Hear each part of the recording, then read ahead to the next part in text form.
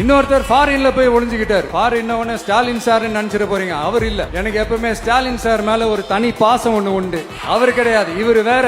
சிங்கப்பூருக்கு செக்கப்புக்கு போனார்ல அவரு. இன்னும் தோண்ட தோண்ட எத்தனை பேர் மாட்ட போறாங்களோ தெரியல. உங்ககிட்ட யாராவது லஞ்சம் ஏதாவது கேட்டாங்கன்னா கொடுக்க முடியாது சொல்லு, நான் இருக்கேன் உங்களோட. அப்படியே யாராவது ஃபோர்ஸ் பண்ணாங்கன்னா இது எங்க மகன், எங்க புள்ள, எங்க அண்ணன், எங்க தம்பி, எங்க விஜய், எங்க விஜயோட ஆட்சின்னு ஸ்ட்ராங்கா சொல்லுங்க. மக்களே, நீங்க கூட இருக்கும் போது லஞ்ச ஊழல் மட்டும் இல்ல, அதிகாரத்தை வச்சு ஆட்டம் போடுற யாரா இருந்தாலும் அடங்கிடுவாங்க. இந்த கடமை கண்ணியம் கட்டுப்பாடுன்ட்டு ஒரு காலத்துல கொள்கையோட இருந்த கட்சியெல்லாம் இன்னைக்கு எப்படி இருக்கான்னு உங்களுக்கே தெரியும். அதாவது இந்த டிவிகே கட்சியோட தலைவரை எதிர்க்கிறதுல ஒரு நியாயம் இருக்கு. ஏன்னா உங்க பொழப்புல மண்ணள்ளி போட்டான். என்ன இந்த ஊழல் லஞ்சம்லாம் பண்ண மாட்டேன்னு சொல்லி உங்க அரசியலையே ஒரு தெருமுனைக்கு கொண்டாந்து விட்டான். மக்கள் வேற அவனை தான் நம்புறாங்க.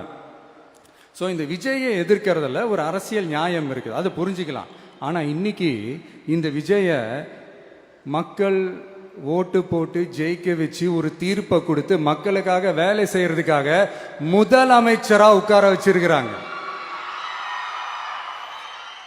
என்னமோ இன்னமும் நீங்க தான் ஆட்சியில் இருக்கிற மாதிரி. விஜய் கரூருக்கெல்லாம் போகக்கூடாது, விஜய் இங்க போகக்கூடாது, அது செய்யக்கூடாது, இது செய்யக்கூடாதுன்னு எனக்கு புரியலையே.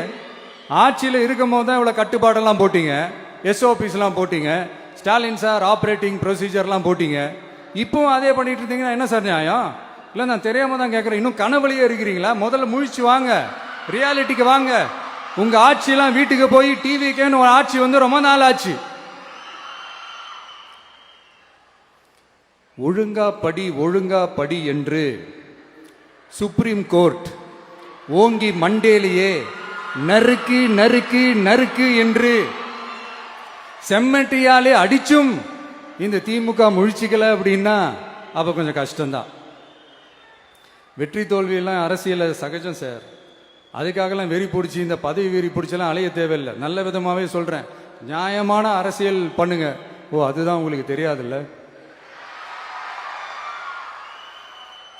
இந்த தீய சக்தி திருத்தவும் முடியாது, அவங்களா திருந்துவாங்கன்னு பார்த்தா அதுவும் நடக்க போறதில்ல.